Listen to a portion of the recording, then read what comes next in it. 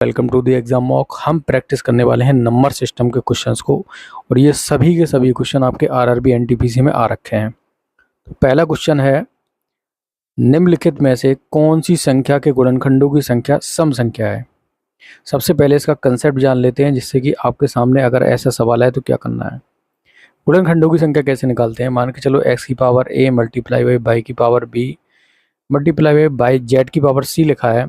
तो गुणनखंडों की संख्या कैसे निकालते हैं, जो घात लिखी है ना उसमें एक एक ऐड कर देंगे और सबका मल्टीप्लाई करा देंगे आपस में, तो ऐसे निकालते हैं। ठीक है, अगर ये सम आती है तो सम संख्या होगी और विषम आती है इनका गुणा करने पर तो विषम हो जाएगी। सबसे पहले ऑप्शन ए को चेक करते हैं। तो 160 इतने के अगर हम गुणनखंड करें तो आपको पता है कि जितने जीरो होते उतनी बार 2 और 5 आता है, तो उसमें 2 बार 2 आ गया और 5 बार 2 आ गया। ठीक है, 2 जीरो इसलिए क्योंकि 2 और 5 के पेयर से ही क्या बनता है, आपका जीरो बनता है। बाकी बचा 169। इसके अगर प्राइम फैक्टर होंगे तो 13 मल्टीप्लाई बाई 13, तो क्या होगा इसके 2 की पावर 2, 5 की पावर 2 और 13 की पावर 2। अब इसके गुणनखंडों की संख्या निकालनी तो कैसे निकालेंगे, अभी ऊपर फॉर्मूला बताया था। इसको ए मान लो, इसको बी, इसको सी। तो क्या करते हैं, एक एक डायरेक्ट बढ़ाते जाएंगे। 3 मल्टीप्लाई बाई 3 मल्टीप्लाई बाई 3 कितना हो जाएगा 27। तो ये तो विषम संख्या है, हमें बताने सम संख्या गुणनखंडों किसकी है। ऑप्शन ए को एलिमिनेट कर दो। अब ऑप्शन बी को चेक करते हैं।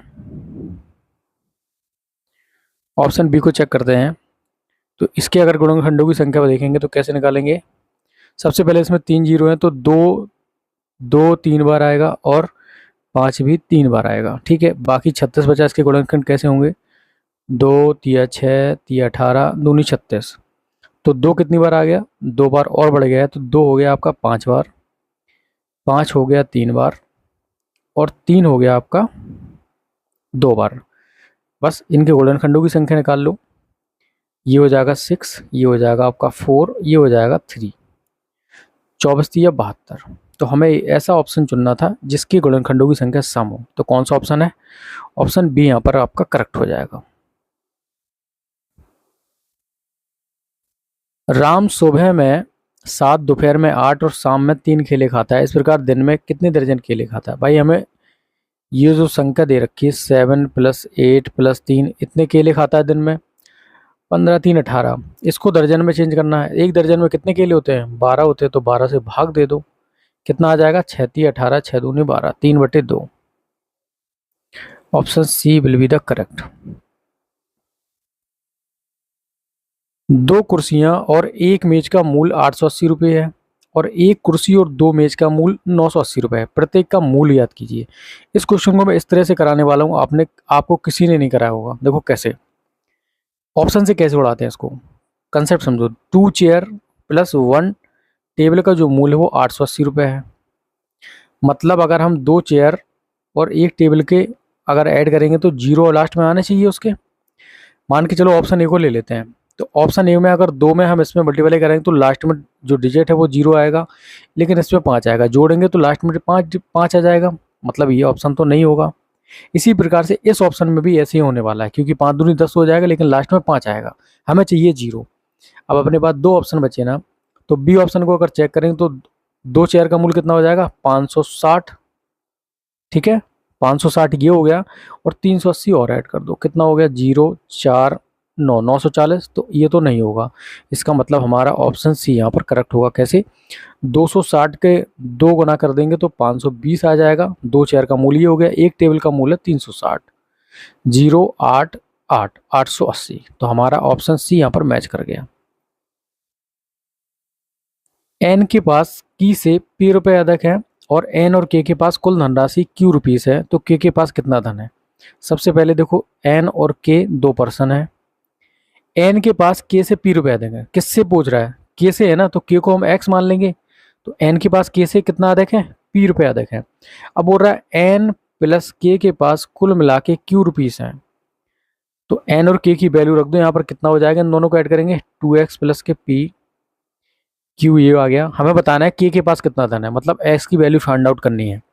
तो x बराबर यहाँ से आ जाएगा q - के p / 2, जो कि आपका ऑप्शन डी में दे रखा है। अगर इसमें से हम 2 कॉमन ले लेंगे तो यहाँ पर q - के p / 2 आ जाएगा। ठीक है, एक व्यक्ति के पास कुछ मुर्गियां और कुछ गाय हैं। इनके पैरों की संख्या 140 तथा मस्तकों की संख्या 48 है। मुर्गियों की संख्या क्या होगी? तो यहाँ पर हमें एक चीज ध्यान देना है कि लास्ट में हमारा 40 से जीरो आना चाहिए। देखो कैसे इसको करेंगे।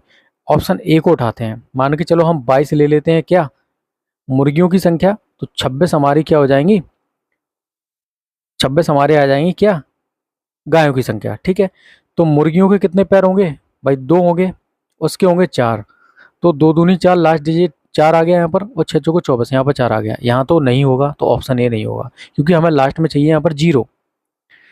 ऑप्शन बी को लेते हैं, तो 23 हो जाएंगी मुर्गियाँ और आपकी 25 हो जाएंगी गाय। यहाँ पर दो का मल्टीप्लाई करा यूनिट डिजिट 6, यहाँ पर चार का मल्टीप्लाई यूनिट डिजिट जीरो, तो हमारा यहाँ पर यूनिट डिजिट 6 आ रहा है, हमें चाहिए जीरो।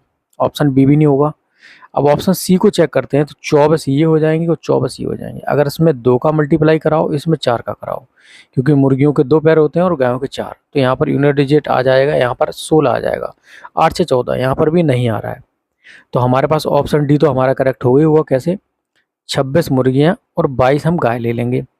यहाँ पर दो का मल्टीप्लाई कराओ, 6 दूनी 12, तो 26 दूनी 52 ही हो गया सीधा, और 22 को 88 ऐड कर दो, 8 2 10, जीरो हासिल, 8 5 13 14। तो इस प्रकार से यहाँ पर आपको निकालना था। भैंसों तथा बतखों के एक समूह में सिरों की संख्या के दुगने से 24 अधिक पैर हैं। भैंसों की संख्या समूह में कितनी है? भैंसों और बतखों का एक समूह है जिसमें सिरों की संख्या के दुगने से 24 अधिक पैर हैं। देखो सिर हम मान लेते हैं एक्स, और यही मतलब ये कुल मिला के ये भैंसों और बतखों की संख्या हो जाएगी एक्स, क्योंकि सिर तो एक ही एक रहेगा ना। तो ये बोला जा रहा है कि जो पैर हैं, पैरों की संख्या जो है आपकी, पैरों की संख्या आपकी सिर के दुगने से 24 अधिक है। तो हमें ये वाली इक्वेशन निकालनी है, जिसमें हमारी मैच कर जाएगी उसमें हम अपना आंसर टिक कर देंगे। तो भैंसों की संख्या मान लेते हैं क्या, कितनी, 6 मान लेते हैं, ऑप्शन ए को उठाते हैं। तो भैंसों की संख्या अगर हम 6 मान लेते हैं, तो बतखों की संख्या हो जाएगी x माइनस के 6। अब भैंसों की 4 गुणा कराएंगे और इसमें कितने का कराएंगे, 2 का। भाई भैंसों के 4 पैर, 24 प्लस के x माइनस के 12, तो ये कितना आ जाएगा, x प्लस के 12। तो ये तो नहीं होगा, हमें ये वाली जो पैरों की संख्या इतनी निकालनी है। ऑप्शन बी को चेक करते हैं, 8, और ये कितने हो जाएंगे, x माइनस के 8, यहाँ 4 का तो 32 हो गया, यहाँ 2 का तो 2x माइनस के 16, तो हो जाएगा 2x प्लस के 16।